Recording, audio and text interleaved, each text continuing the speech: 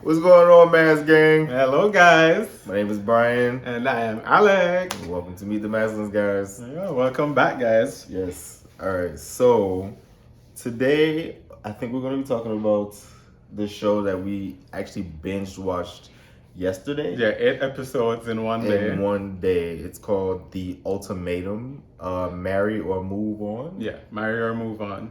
Yo. Yeah. So I mean, for anybody who hasn't watched it, it's from the same makers as Love is Blind. It's on Netflix, and the concept of the show is they're couples, and one has given their partner the ultimatum: either we get engaged now, or we move on. Yeah, we call it quits. Yeah, but there's so many twists and turns in the show. Me personally, I think the show is problematic for relationships, or like whether it's the ultimatum was given or not. Like, I just feel like there's no way that situation will work. I mean, like, and so outside of that, I mean, this could be a spoiler alert, but anyways, the 6 couples that were there, they were gonna start dating each other. Yes. Basically. So that's where the problem for me came up. Yes. And I just don't feel like that's a way for me to test if I really want to get married for somebody that I've been with for 2+ years. Right. I just feel like it was a negative situation, because even if the relationship did not work and you move on with somebody else, you are starting this new relationship with nothing but baggage. Yeah, there's just so many problems that can arise from that. And I mean, the show was exactly that. Yeah. Yeah, I personally would never go through that. Like, I can give you my answer off camera. We can work that out at home. But you guys can let us know if it is that you guys have watched the show. If you haven't and you like Love is Blind, I would tell you to watch this. Tell us how you felt about it in the comments below. But you guys are probably wondering, like, are we really gonna sit here and talk about this for the entire time? No. This is not a review. This is not a review. Yeah. So considering that we're an engaged couple, we saw a lot of things from the show that got us talking. And for most people out there, whether you're currently with your forever love or you've been in a relationship before that you thought might have been your forever love, the questions that were asked during that show, you probably can relate to. So that's exactly what it is that we plan to talk about today. Yes. Yeah. So, do you want to start off by telling me if it is that you've had an experience where you thought you were dating somebody that you'd never necessarily saw yourself getting married to them, but you could see yourself with them for the long haul, and in that moment you thought this was going to be your forever love? Yeah, I did. Okay, so tell me about it. Tell you about him or just the situation? I mean, like how long you guys were together, and you know. We were together off and on for maybe like a year and a half. When we first started, everything started out perfect. Like, you know, the conversation was good. He was a gentleman, you know what I mean? Something I wasn't used to. It wasn't the first conversation. The first couple conversations never led to sex, which is, I find, a big thing in our culture. We came from very similar backgrounds, so I thought, you know, it was gonna work, but I wasn't in the closet, and he was. Yeah, so you had a problem with that? Or was it that you both ended up butting heads when it came to that kind of issue? We definitely both butted heads when it came to that. And I would have to say that communication was a problem. Like, it was so many things that was wrong, but I tried to make it work, you know? Okay. I mean, I've been in a pretty similar situation. So my relationship was 4 and something years. on and off. And yeah, that was a whole lot of contention for me too, where I wasn't necessarily out, but I think more people would look at me and be like, yeah, he's gay. And then he very much tried to live a life of he's not, and tried to put on a front for everybody. So even if it is that we never had problems with how each other was behaving in the relationship, when we would go out in public, and how it is that we would treat each other or things that we would do would bother the other person. And that ended up being a huge part of the problem. Was that the thing that put the nail in the coffin for us? It wasn't. No, it wasn't. And I mean, to be quite honest, of the 4 years, I think maybe a year and a half of it was great. And it was 2.5 years of going back and forth and really and truly like coming to terms with knowing that you love this person, but then acknowledging that there are things that will probably never change that are deal breakers for you. Yeah. So. Yeah, I think that was definitely it for me too. Like, it took me a long time to get comfortable with who I am as a gay man. So I wasn't, advocating for him to just come completely out or, do certain things. But one of the hardest things for me to understand was that his mom was gay. Like, his mother was a lesbian. Yeah, so there was no it should have been reason. Easier for him. It should have been so easy, but the thought of other people judging him prevented him from doing so much. And it was actually starting to prevent me from doing things. So when your problem becomes mine, I think that's when I have to kind of let it go. Yeah. Yeah. So that's what essentially kind of wrote the end of that chapter for me. Okay. Do you think that there's anything that you learned in particular from that relationship that you either developed after, like worked on after, or that you've carried through to your interaction in your relationship today? Absolutely. Yeah. So that's like a double-edged question. So one of the things that I was actually told a lot was about me bringing up the past. And you actually made mention to that the other day. So when you said it, it didn't bother me, but I'm like, damn, I thought I stopped doing that. Yeah. But as I explained to you then, I don't have to explain it, in detail now. Yeah. But it's not me bringing up the past to say, oh, you did this, I'm not over it. It's just a point of reference, like to basically like, drill your point home. Yeah, take it home. And I'm not mad about it. I'm just letting you know this is what happened then, and this is what's happening now. That was one thing. Yeah, I think that was the biggest issue that I needed to fix. Did I fix it, babe? Is it still there? No. Since we've talked about it, I definitely haven't felt that way. So for sure, it's something that I could identify. And even when I brought it up, I didn't think that it was a case where it was super intense with me, but I felt like it was something that happened enough times that I needed to mention it and mention the fact that it bothered me. So it was important for me to communicate that, just to get it out there. And I think once I did that, something clicked for you, and it was just like, okay, well, it's something that we need to work on. Yeah. And so for me, I think that that's my biggest lesson that I learned from 4 years of being happy for a year and a half is communicating how I feel. I think that, this is something you've observed, where it is that I tend to compromise a lot. I try to make a lot of other people happy, and in turn compromising my happiness, or just me being able to be more progressive in Alec as a person.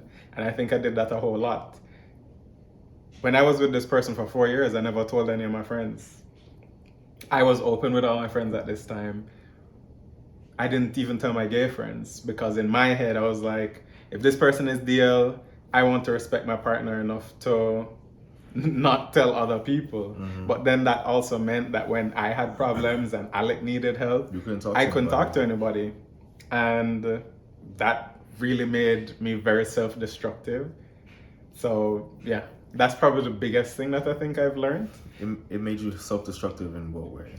Just because you'd have everything build up, and whenever it is that I would actually release everything, it was a whole lot worse than it needed to be. It went from A to Z. Like and it would be when they literally said the straw that broke the camel's back. Mental image of a straw, one tiny thing, it was the tiniest thing that would like push me over the edge. But in that moment, it wasn't necessarily that single thing that you did. It was a buildup of everything that I couldn't talk about with anybody else, that I tried to address all of it in that one situation. And you know my memory. Oh my God. So oh man. So you can imagine like me having problems with somebody and just just throwing them out one by one, like, you know? Yeah. So it was very much like that. So I don't think I'm like that anymore. No. In terms of like you holding things in, no, not 100%, because that was one of our biggest blowouts. Yeah. Because so I still have done it. Yeah. But I mean, that was the first time that it had happened in like a year and a half. More than that, probably. Yeah. So that's definitely something you've gotten better with, I would say. But yeah. And I think it definitely helps that, like, you know, in our relationship now, we do check-ins. Yeah. We don't necessarily have a time period for the check-ins, but we do it pretty often, where it is that we sit down, it's just us, no distractions, talking about how we feel, what problems we might have had, and how it is that we can move forward. Yeah. And there's like no animosity when it is that we're doing that. Yeah. I like that I can be open with you and tell you how I feel. You know what I mean? Like during this process, guys, like, we can't go into detail too much, but with this process, it's very stressful and it's hard on a relationship. And I think I was afraid to tell him how I was feeling before, but since we've had that conversation, I've been able to tell him when I'm not feeling myself or when I'm feeling down. Yeah. And you're very receptive to it, so I really appreciate that. I appreciate it too, because I mean, it's on both sides. And yeah, it's just that we've had to be open. We've had to be each other's best friend, essentially, even though you're feeling like feeling the hurt as well, or the frustration of the process. It's being able to share that with the person who is also experiencing that. Yeah, I think that's our way of working through it. It doesn't mean it works for everybody, but that's our way of working through it. So what was dating like for you after that had ended? How long ago was that relationship? Let me ask that first. So that's the relationship. That's the relationship that I was in when he got the double tap. Okay. So 4 years ago. Okay. Yeah. And what was dating like for you since then? So after that, it was no tolerance dating. Like if I dated somebody and I saw something that I knew I did not like, chop. And like if I knew that it wasn't even worth trying to fix, chop. I had no tolerance. Okay. How is it that relationship ended? Like, what made you decide to leave? Were you the one that decided? Honestly, was it mutual? Yeah. Okay. So the way the relationship ended was, this is really petty, but I think, like you said, that straw that breaks the camel's back. I think it was on both of our ends. I was a very vocal person, and I would tell how I felt. He was buying a house. I was supposed to be the realtor. He had a friend giving him houses, and he would come back to me and say, "Oh, well, she sent me this or she sent me that," and it started to make me feel like he didn't feel like I was doing my job. Yeah. So I straight asked him, like, I feel like you're not, and I'm asking him this. I asked you the same way I asked him. I feel like you don't trust what I'm doing. Like, is there something that I'm doing wrong? Because you're telling me that she's bringing you all of these houses that I'm not showing you. What is it? You know what I mean? Blew up. I need my house and blah, blah, blah. And I'm like, okay, it is what it is. I'm just telling you how I feel. And he didn't talk to me for about a day and a half, 2 days. And then he texted me. It was just like, I think that this is just not working. Mind you, this was like the third time that he had done this. Yeah. And at this point, I did not care. There was no hurt You know what I mean? Like I was just like, okay, it's fine. I think it's great. Like I think you're right. And we ended it from there.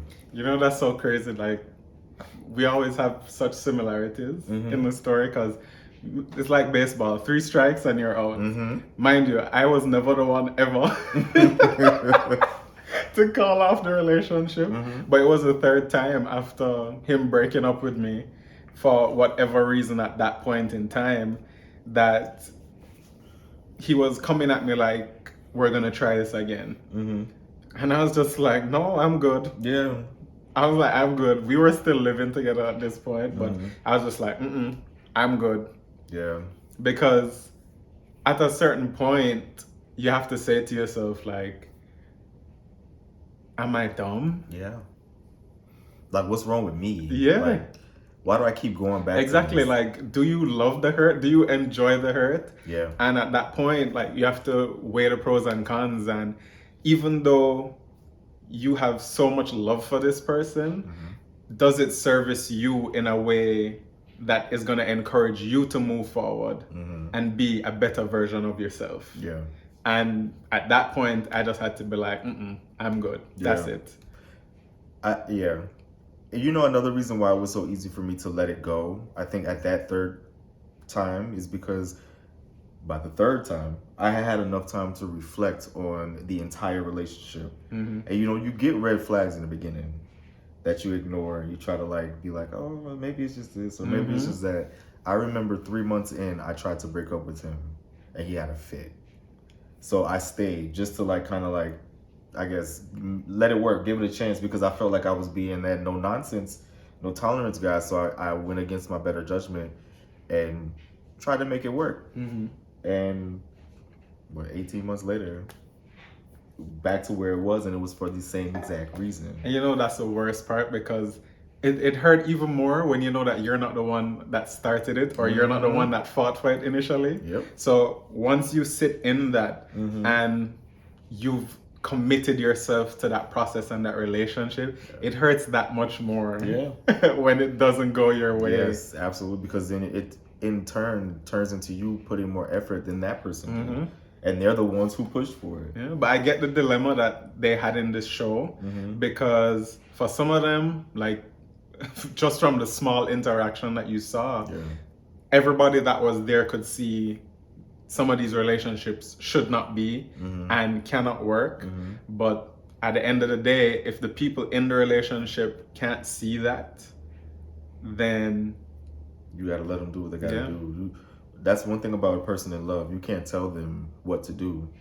The more you tell them not to do something, is the more that you're probably going to push them to do it. So you just got to let it run its course, unfortunately. And I think one of those marriages that's going to come out of it, she's going to learn the hard way. Yeah. Well, I mean, I hope that they can work it out. Let's be optimistic. But hey, from what we saw, yeah. So did you have any, well, I mean, you already told me that you would just like chop people when it came to dating. Yeah. Yeah. I don't think I found anybody that I truly liked until you. But I did date, and I don't know, it was just, there was something missing. But I would still try it. And once again, after 3 strikes, you're out. Yeah, I mean, for me, I dated, and initially, right after that relationship, the ones that I had all had characteristics that were extremely similar to the same person that I just decided not to get back with. So I found myself falling into old habits. So basically, it's the same gift in a different wrapping paper. Wow. But the thing is, though, the difference is that I would catch myself like 2-3 months in, and at that point, it was just like the minute I saw it, I couldn't unsee it, and it just brought up back all of that, all of the hurt, all of the problems, and I'm just like, this is gonna go down the same road that I was on before. So it pushed me to start consciously looking at the people that I was about to date before we even got deep into things. I wouldn't be quick to call something a relationship, and I would also be quick to end the relationship if I really and truly, after thinking it through, did not think that it was gonna go anywhere. And to be quite honest, the average for any relationship, situationship that I was in, for the very few that I had since then, and that was 7 years ago, all lasted for like 3 months. And at that 3-month period, I feel like, the honeymoon period gone, and you kind of start seeing the real person. And at that point, I had to make a conscious decision. Hey, we're going forward with this or we aren't. You had to make an ultimatum, huh? Yeah, I had to answer that question. Are we gonna continue or am I gonna move on? Yeah, after that relationship, you were the first one after that. And this is my first long-term relationship after that. Is it? I've had one, but I was like checked out from a certain point. And this is like my first serious long-term relationship since. Yeah. This is the only one to pass a year. Yeah, same. Yeah, this is my only one to pass a year since that. Yeah. I never had relationships after that. It was just, honestly, like weeks of dating people. It just didn't go anywhere. Okay. So, after it is that we would have met now, at what point did you see this being something really serious to the point that you were even considering marriage? Honestly, it was after our first trip. Because me, we talked about like the love talk and like wanting to be together, and I was like, no, I gotta meet you first. Like, I need to meet you. Yeah. And I was already there, but I needed to know how that interaction was together, like in person. And once I got that interaction, and I kind of just knew, like, yeah, this is it. Because the conversation was there, the goals were there, the drive, like the openness to move, like there was no hesitation in anything. So I'm like, you know what, like, and you were cute as hell, like cute as bleep. Yeah. I'm like, you were probably my best looking partner. You know what I mean? So it's like,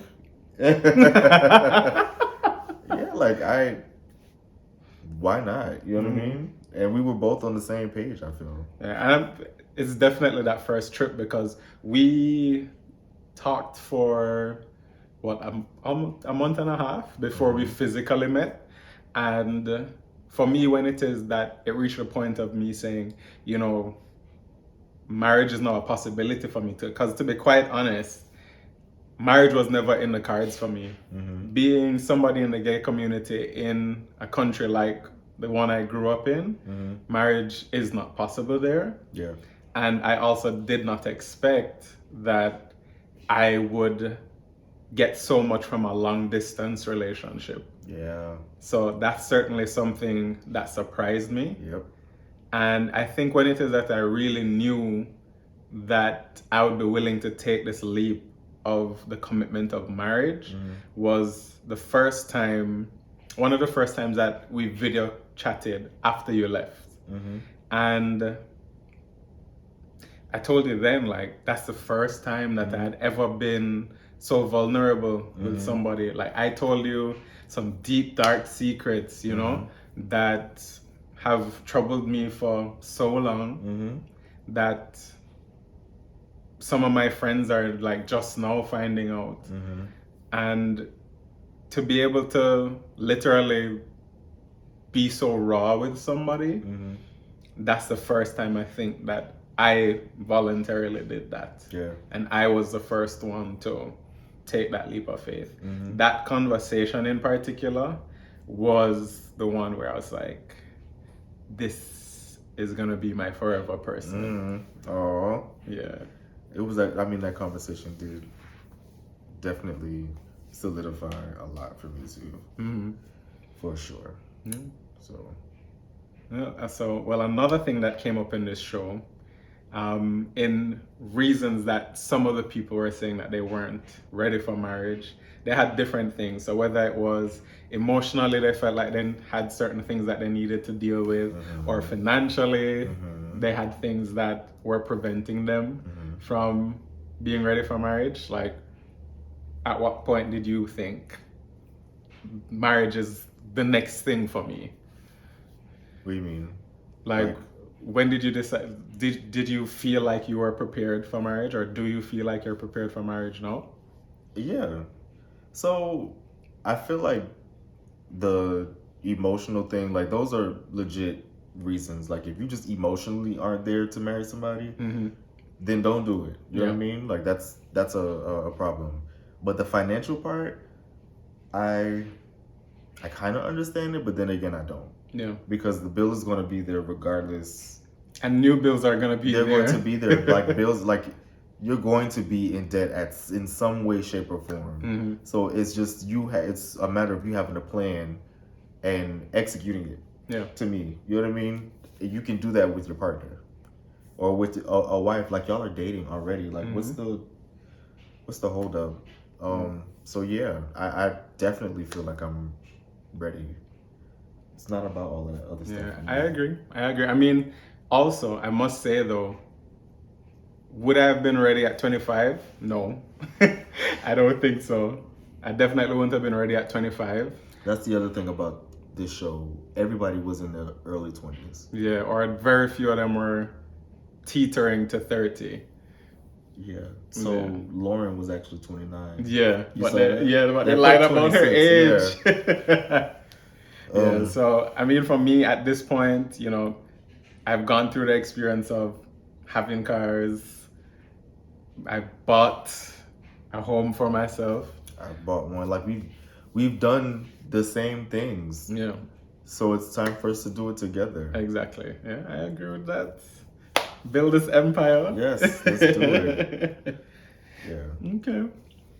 So we've now been engaged for a year and some change, almost a year and a half. A lot of people go through that process of engagement and realize this is not something that's for them. Yeah. Some of them might feel the same way. Some of them might be even more convinced from that point that this is definitely for them. How do you feel a year and a half into our engagement? So let's turn it around and ask you that question, because you're the one who has to give up your entire life in Jamaica to come here. How do you feel about being here and starting a life in a new country, being a father to a child? You know what I mean? Like, how do you feel about that? Okay. I mean, we got engaged really quickly. And 5 months in, I felt very compelled, else I wouldn't have said yes. Going through it, we've been through so much together. We've done distance for more than a year. I quit my job and we've tested the waters living together. And for the better, I mean, we've been with each other in the same physical space for a better part of 6-7 months now. And I feel like, and I feel like we've had very little problems with that. I think that we've managed to build on our relationship even more than what we had when we got engaged. We've been through so many problems. We've experienced loss of family members.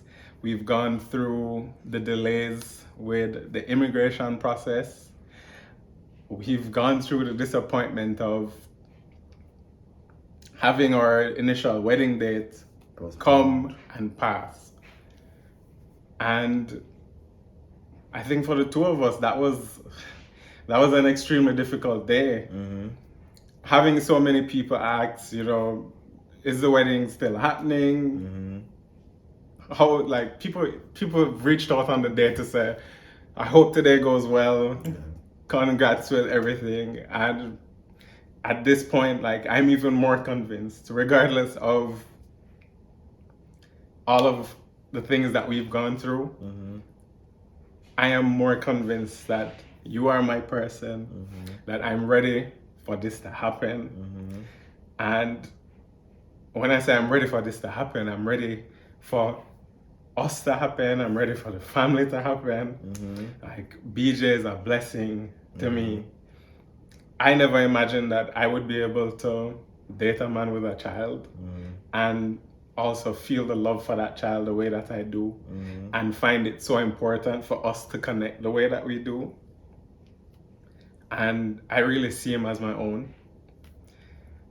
And yeah, I'm so much more convinced now than I was before.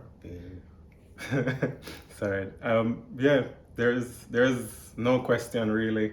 And I think the silver lining in all of this is that a lot of people think about a marriage and they think about the glitz and the glam of the day, the wedding day.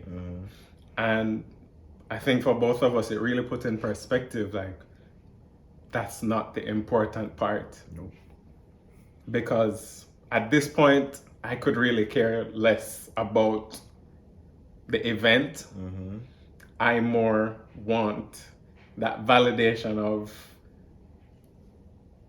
that ceremony where we make that commitment to say, this is going to be forever. Yeah. And we're committing in sickness, in health, through good times, through bad times, to do that together. I remember for your birthday when my brother said, you know, in the video that he made to you telling you happy birthday, that this world is so hard to go through alone. And it really is a blessing to be able to go through it with somebody else. And yeah, that's truly how I feel.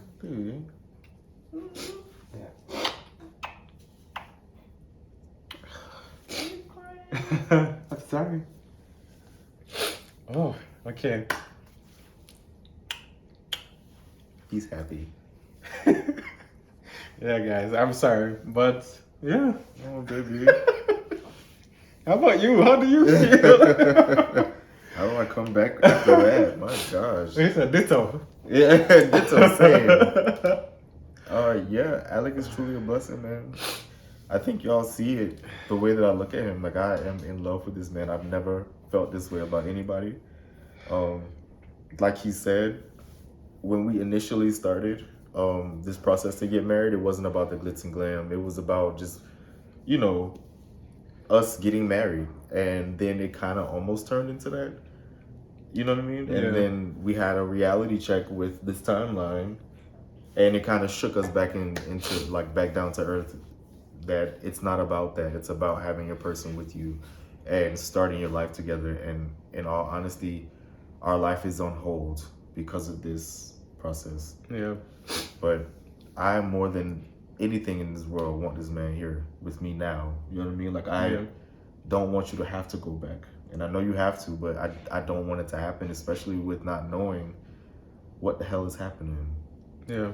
So that's stressful for me. But yeah, man, I want you here. I want you for me. You are my person. I'm gonna be.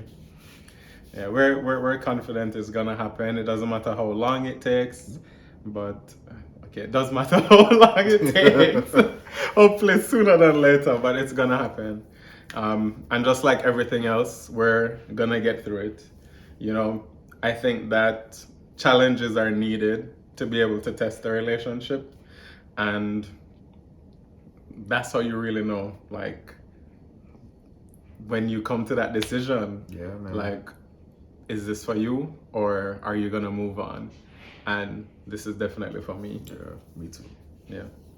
Well, on that note, guys, I think we've dished out quite a bit. Yeah. Didn't see it going here, but you know, if you guys like this video, please give it a thumbs up, guys. Make sure to comment. Tell us what you thought about the show, The Ultimatum on Netflix. If you haven't seen it, check it out. Yeah, so if you haven't seen it, check it out. We're recommending it.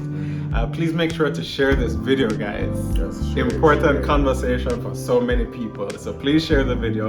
And most importantly, if this is your first time here with us, or if it's not your first time and you didn't click the little button below that says subscribe, can you please subscribe? Please. Anyways, guys, that's it from us tonight.